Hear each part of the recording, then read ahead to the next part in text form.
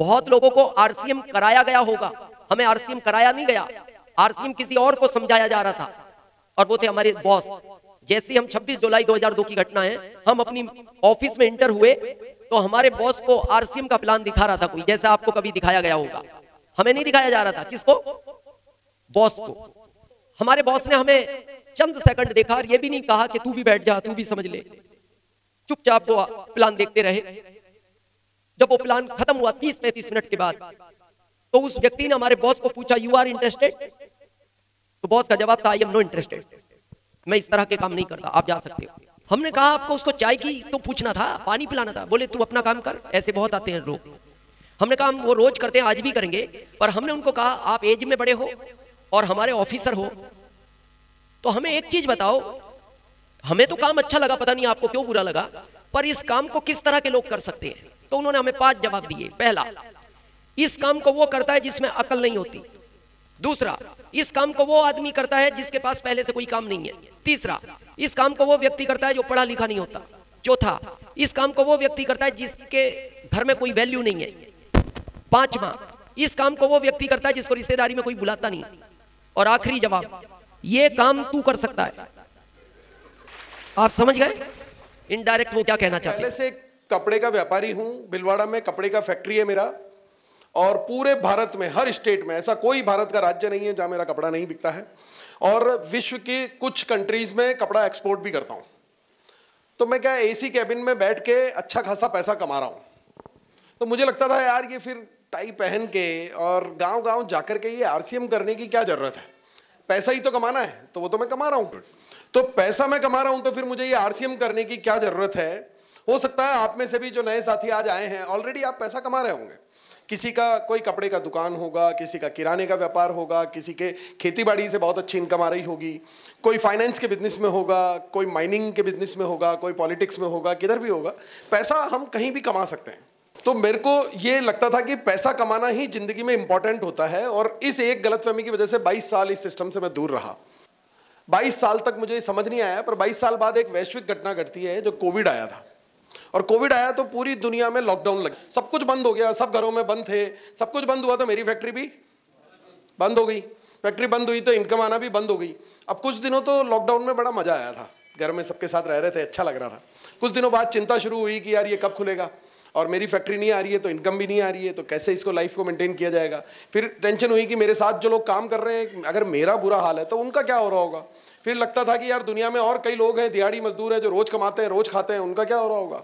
और ऐसे पूरी दुनिया का दायरा टेंशन में था कि यार कई लोग कहीं नौकरी करते हैं, कहीं कुछ और करते हैं, बैंक में जो लोग काम करते हैं, क्या हो रहा होगा। तो सोचते सोचते आरसीएम वालों की भी टेंशन हुई कि यार आरसीएम वालों का क्या हो रहा होगा। पर मैंने इनको चेक किया था, यार इनके तो मजे हो रहे थे।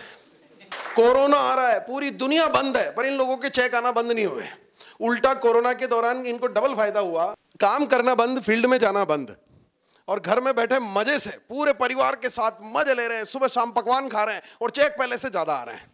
तो पहली बार जिंदगी में मुझे ये लगा कि यार ये इस सिस्टम में कुछ तो बहुत बड़ी पावर है, जिसको मैंने नहीं समझने की गलती अब तक की है, पर समझने का कोशिश मैंने पहली बार तब की। अच्छा, पहली बार में भी मैंने इसको शुरू तक करना शुरू नहीं किया, 3 साल लगा इसको समझने में कि ये मुझे करना चाहिए कि नहीं करना चाहिए, क्योंकि मैं पहले से कुछ अच्छा कर रहा हूं। जो व्यक्ति पहले से घोड़े की सवारी कर रहा होता है ना, उसकी इच्छा होती है कि अब मैं हाथी की सवारी करूं। वो कभी भी ये नहीं चाहेगा कि घोड़े से उतर के गधे पे बैठ जाऊं। तो मेरे सामने प्रश्न ये था कि यार मेरा करोड़ों का टर्नओवर है, इतनी इनकम मेरे को आती है, क्या इतना आरसीएम मुझे दे पाएगा क्या।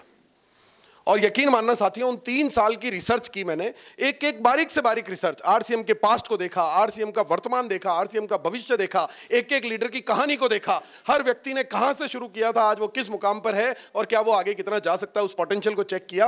और 3 साल बाद मुझे समझ में आया कि मैं जो कर रहा हूं वो तो कुछ भी नहीं है, उससे भी कुछ बहुत बड़ा अगर मुझे कुछ दे सकता है तो उसका नाम है आरसीएम।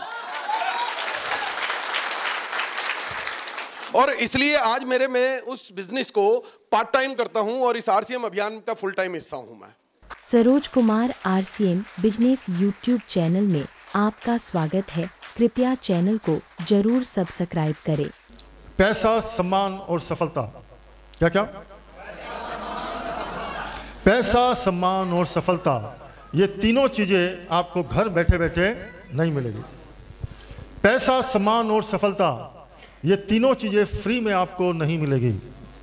पैसा, सफलता और सम्मान, ये तीनों चीज़ों की होम डिलीवरी नहीं मिलेगी। ये तीनों चीज़ें हर इंसान को कमानी पड़ेगी, और कमाने से पहले उसको बनाना पड़ेगा, और उसको बनाने में लगते हैं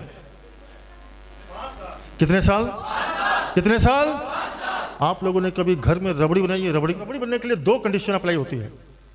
पहला कंडीशन उसमें यह है कि उसको धीमी आंच में पकाना है। पहला क्या? धीमी आंच में पकेगा। दूसरा कंडीशन यह है कि उसको लगातार चलाते रहेगा। ये 2 कंडीशन है, ठीक है। अब देखो, आपने दूध को चूल्हे में चलाया धीमी आंच में और चलाना चालू किया। आपने 1 घंटा चलाया। 1 घंटे चलाने के बाद में करीबन 20-25% दूध कम होगा, लेकिन क्या आपको रबड़ी नजर आएगी? नो। 2 घंटे चलाया, 2 घंटे चूल्हे में आग में पकाने के बाद में करीबन 50% दूध कम होगा, लेकिन क्या रबड़ी नजर आएगी? नो। 3 घंटे बाद में जब 70-80% दूध कम हो जाएगा, तब आपको आपकी रबड़ी नजर आएगी। लेकिन मान लो आधे 1 घंटे चलाने के बाद में अगर थक के बोले सर रबड़ी तो नजर ही नहीं आ रही है सर, और अगर चलाना बंद कर दो तो क्या होगा? न दूध रहेगा, न रबड़ी रहेगी।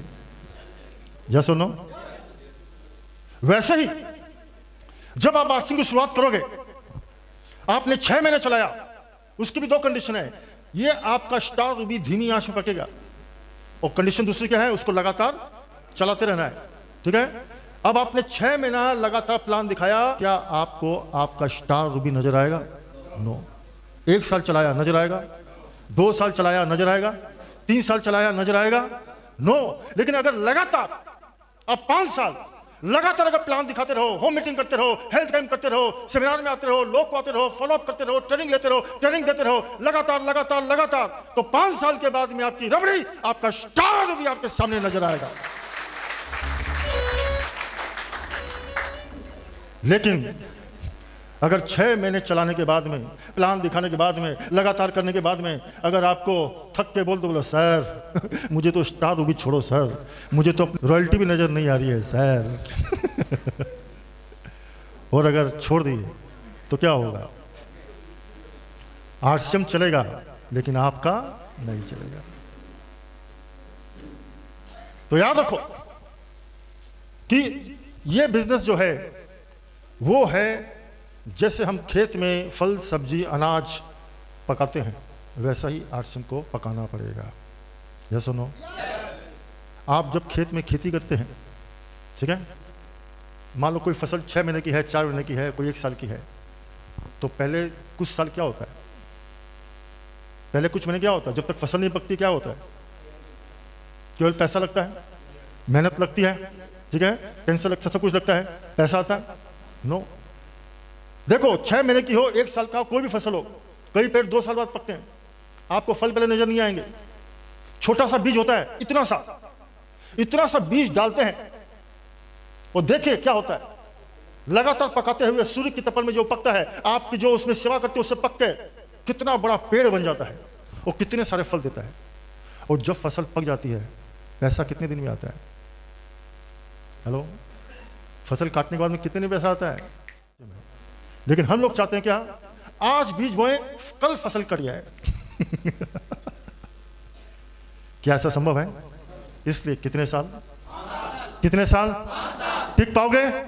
हिम्मत है, दम है। कृपया Saroj Kumar RCM business YouTube channel को जरूर सब्सक्राइब करें।